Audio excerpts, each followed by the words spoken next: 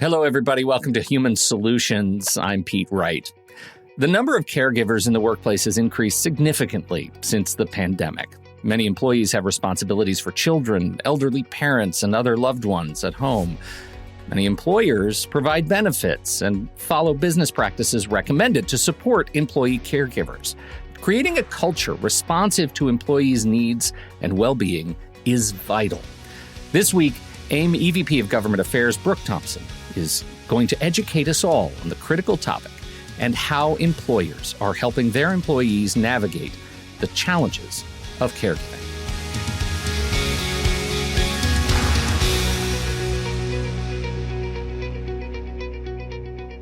Brooke Thomson, I'm so glad you are here. Welcome to the show. Thank you for having me, Pete. I'm thrilled to be here. This is a tricky conversation. It feels like a real bloomin' onion of cultural challenges that we've been dealing with over generations now. The percentage of women participating in the U.S. labor market in October 2020, the lowest since 1988. In a year, COVID-19 has decimated so much progress in the workforce. And yet, here we are, caregiving has taken on a much more complex definition at home. Can you set us up for this conversation? What do we mean when we're talking about caregiver at home, at work, in the context of 2022, America? Sure. No, you hit the nail right on the head. It has never been more complex. And this is an issue that we have been looking at since the pandemic began here at AIM. And you pointed out correctly, right? This being a caregiver, or the struggles of working plus taking care of family, whether that be minor children or aging parents, or even perhaps family members with special needs, is not new. Right? It certainly was not brought about by the pandemic. But what the pandemic did is it had this colliding of our personal lives and our work lives when we were all forced to leave the office and everything was centered at home. And on top of that, you had a real impact on the industries where typically folks would outsource, if you will, the support they needed for a lot of these caregiving roles. If you're talking about minor children, right? With COVID and the fact that, again, there was just not either the workers or the families available to go to these centers, which already were understaffed and not really meeting the needs of workers in Massachusetts, you had 60% of those programs close overnight and at the height of the pandemic in March and April of 2020. Same thing for senior care facilities. Again, because this impacted everyone, including the workers who staff those facilities, you saw those resources dwindle. And so all of this came home. We were all acutely aware of it. It's very difficult to not be acutely aware when you have children running in the background during a Zoom meeting, right? But then what happened is, as we started to move through the phases of COVID, where we, and whatever you want to call the phase we're in now, where we, tried to go back to work or tried to have some sort of hybrid environment where the workplace changed from home to something outside the home, the needs for caregivers has not changed. And so we continue to have this struggle where, if anything, there is a greater demand on people's time with respect to caregiving, but less resources to support them. And so what we've been trying to do at AIM is really talk about what roles can employers play, what policies can they implement to provide support to employees who are struggling with this.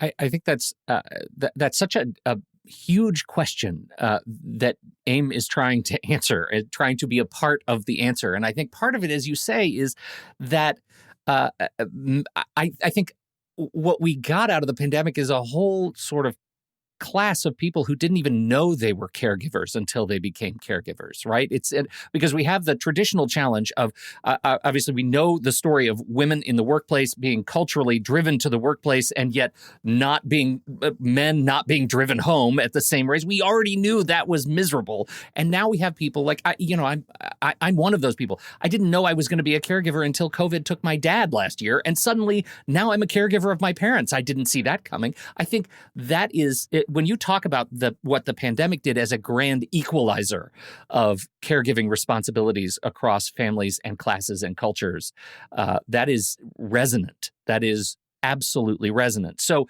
let's talk a little bit more about what does AIM do to contribute to that conversation? Certainly. So we were, as many folks were, watching sort of the statistics, right? The impact at the height of the pandemic in early 2020, the impact it was having on workforce, but particularly caregivers. And a lot of that was brought out just, again, like I said before, by the fact kids were at home. And so parents had to find an opportunity to watch and in some instances even teach their minor children. Many and then again, instances, we saw, right. As you stated, right, Yeah. unqualifiedly Right. so. I can, as a parent of two small children, I certainly am not, nor should ever be in that role again, because I am in no way qualified. But Agreed. so what we did is we said, well, what is we're very cognizant here at AIM that we want to play a role that is best suited to what we can offer, right? And so certainly as an organization that represents employers, we said, well, let's collect some data on this. Let's look at this. And certainly we were not alone. A lot of folks have looked at the impacts of, if you want to call it the she-cession or whatever sort of came about, where caregivers, and again, disproportionately, they are women and people of color, Absolutely, started leaving the workforce. We were tracking it to try to get a sense of, well, what's at play there and how can we maybe help bring some of these folks back as they're juggling these caregiver roles. And that's where our Pink Slip initiative was launched in early 2021. And it was a play on certainly, old school notions of you get a pink slip when you're leaving the workforce, a little play on words there with pink and the disproportionate impact on women. And so we said, let's look at this and not just gather the data, but then say, okay, based on the data, what can employers do in real time to make changes on the ground? And we started, at a very, I think, small level, like little things, saying, well, if you have minor children at home and they're on their computer downstairs doing schoolwork and you have to work on your computer upstairs, let's not schedule meetings during times when maybe you have to get them on their equipment. And then when children went back into a physical school, again, maybe don't schedule your meetings around the time that you would have to do drop off or pick up.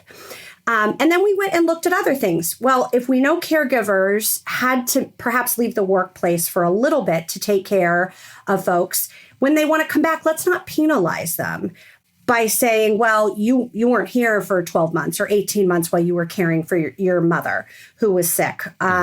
Let's go back and say, well, is that really fair given the totality of the rest of the situation? Can we look and bring those folks back without penalizing them for having to take on these caregiver roles? And so through Pink Slip, we laid out a set of policies that employers could take sort of a la carte. We understand that every industry is different, right? Certainly some industries can implement remote work. Some cannot. Sure. Some industries can implement augmenting meeting times. Some cannot. So we tried to make a really comprehensive list of about 20 different policies employers could look at that could help encourage these folks who are in caregiving roles to still come back into the workplace. So I hope, like myself, people listening to this are thinking, how, as in a position of sort of leadership and authority in an organization that is also in the middle of the pandemic and recovering from pandemic outages, sitting there thinking, how could we possibly implement these kinds of strategies when we really need to keep the light on? Like we're desperate too. How are these policies received over the course of the period that you're researching and presenting them? I appreciate that question, Pete. We heard really positive feedback. Certainly the struggle is there and we don't minimize it. One fantastic example of a member business who's been very engaged in our Pink Slip initiative and who took on implementing these types of policies was Dependable Cleaners.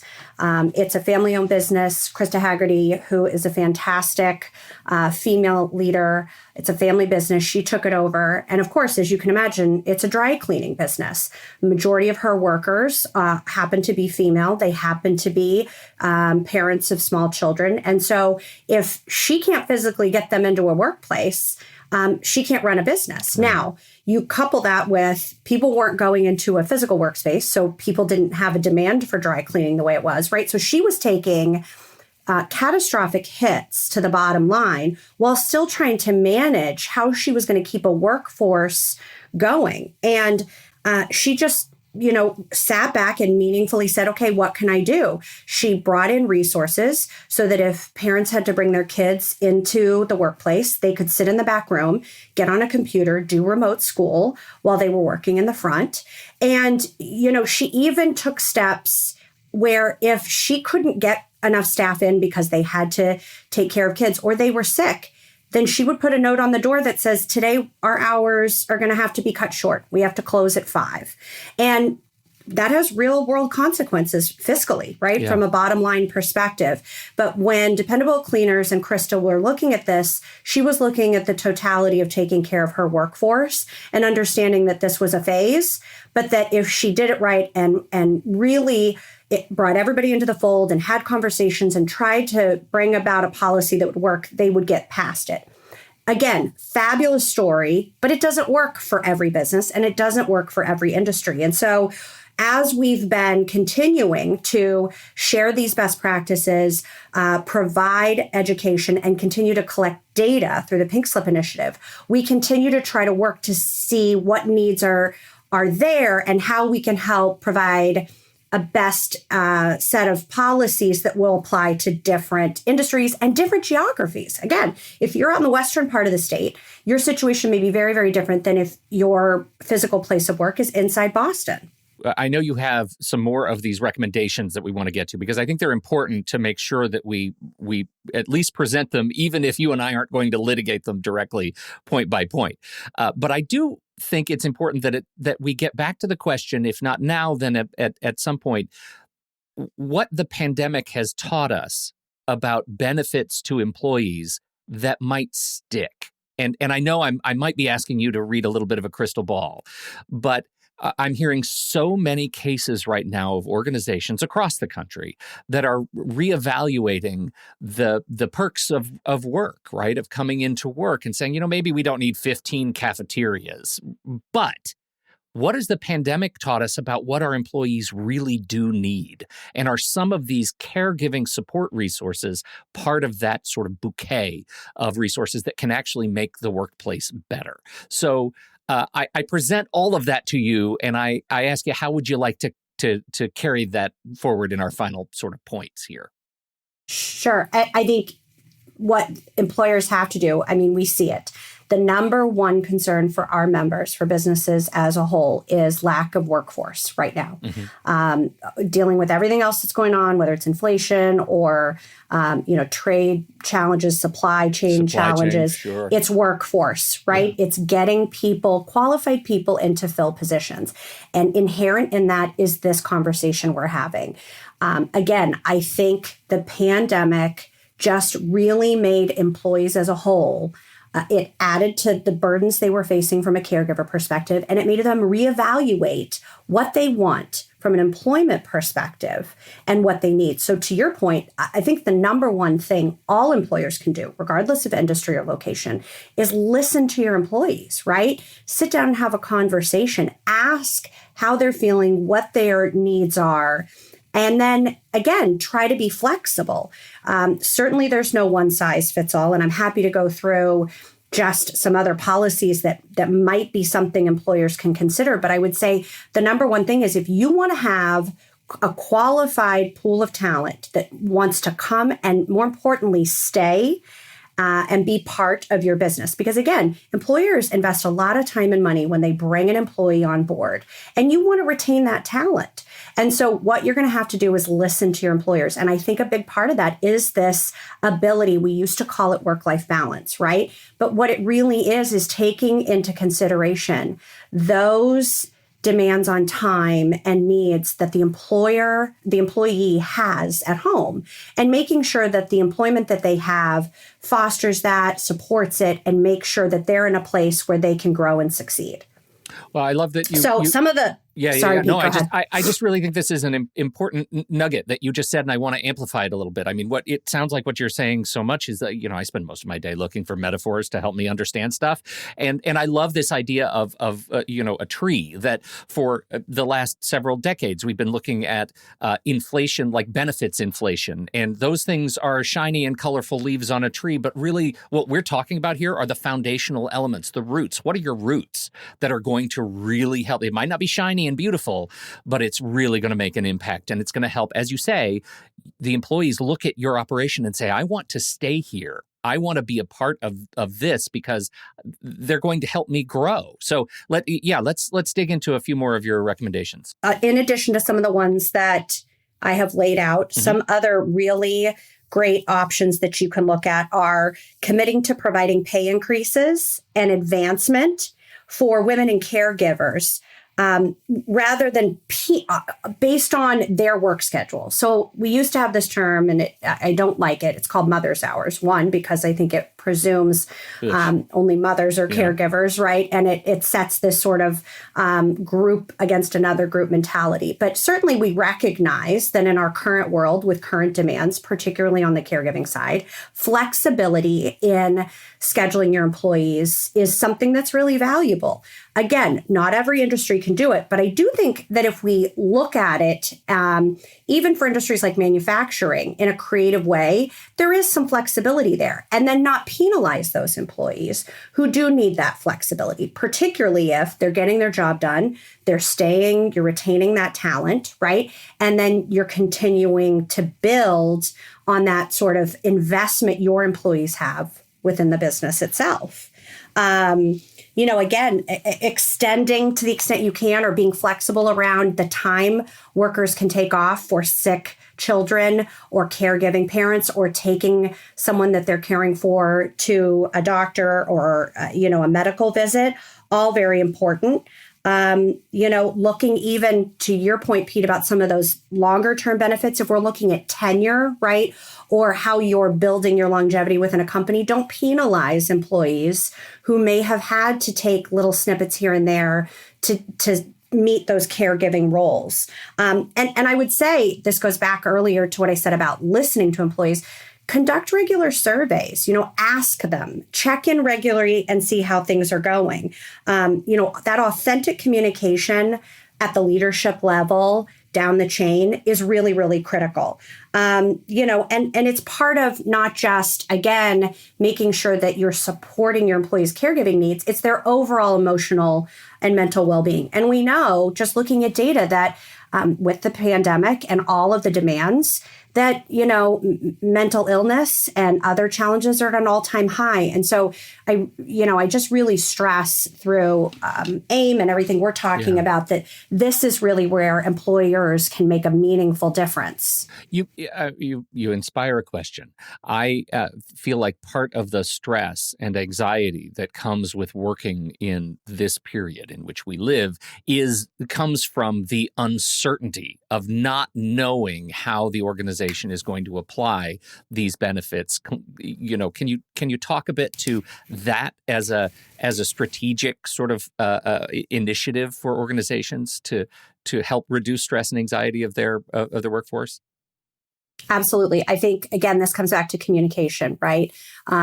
Regular, honest communication with your employees about what management is thinking as it relates to schedules or benefits is important. Certainly, everything is constantly changing. Workforce demands, we're struggling with certainly, still COVID-19, but RSV and other illnesses that are bringing people who are immunocompromised, out of school or out of assisted living and needing to be at home. And so having those regular check-ins whether it's quarterly, if you can, or more often, to see what sort of the struggles are, and then making sure that you're communicating, hey, this is what we're thinking. Maybe we haven't made a policy change, but we want you to know we're thinking about it. We're soliciting feedback from you, and we will keep you posted.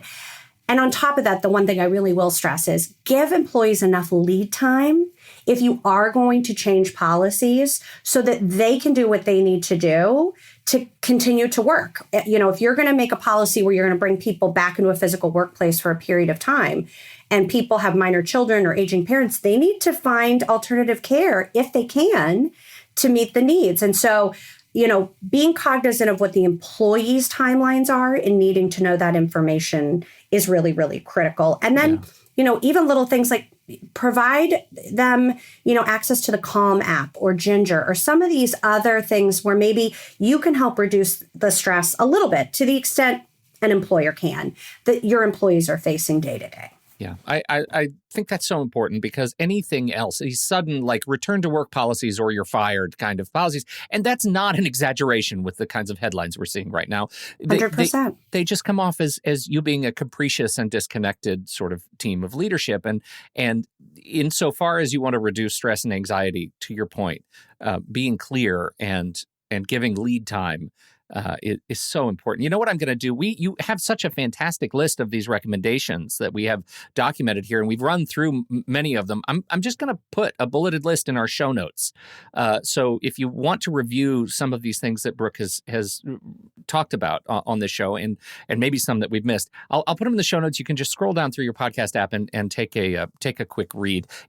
As we wrap up, Brooke, are there any specific programs in Massachusetts beyond the kinds of programs our listeners across the country might be looking for to help support them and their caregiver efforts?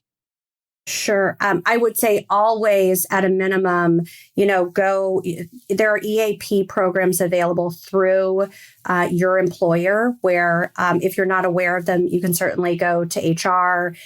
These are programs that your employer has purchased. They are ways where they will help connect you with supportive services in the community. They're part of your benefits package. They include things like childcare, elder care, other resources. You can go to the website here locally is macaregivercoalition.org.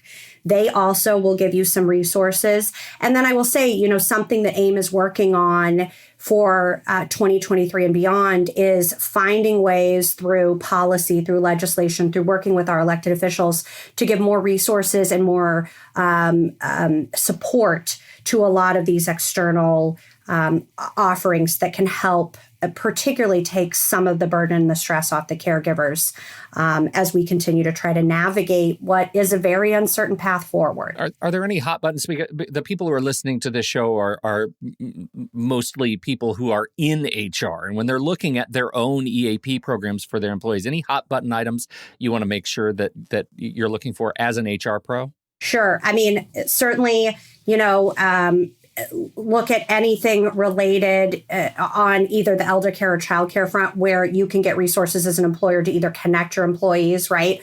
Or find alternatives to sort of bring some of that in-house. I understand it doesn't work for every employer. It's certainly looking at your remote work, right? Looking at flexibility of schedules, all of those things. And then just, again, in the vein of open communication, making sure that maybe your employees saw that when they started or were onboarded, a year ago, 5 years ago. Maybe do a refresher, make them aware of it, particularly at a time like this, because it underscores the fact that employers and the folks in the HR department care and are thinking about these things and are anticipating that their employees probably are too. And so, again, it's about that culture of overall well-being. Sure. I think that's a huge one, is looking forward and backward, children and elders, because I'm not going to lie to you, Brooke. I have had anxiety dreams where every day is bring your mother to work day, and my octogenarian mother just sits on the couch behind me knitting all day long. That's terrifying. We need to take care of them. We also have this generation that's doing it on both sides. You're caring for your aging parents while also raising younger children. And sure.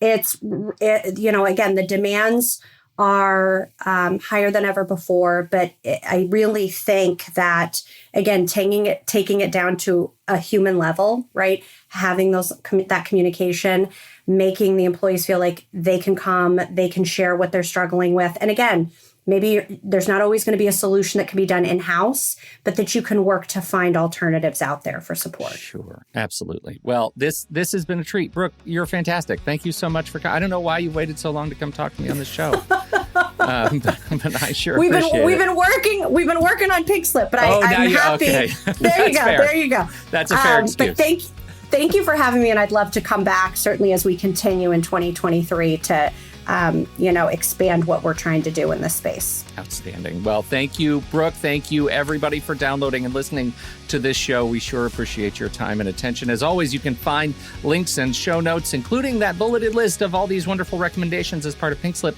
at aimhrsolutions.com. You can listen to the show right there, too, or subscribe anywhere you find your favorite podcasts. Thanks, everybody. On behalf of Brooke Thomson, I'm Pete Wright.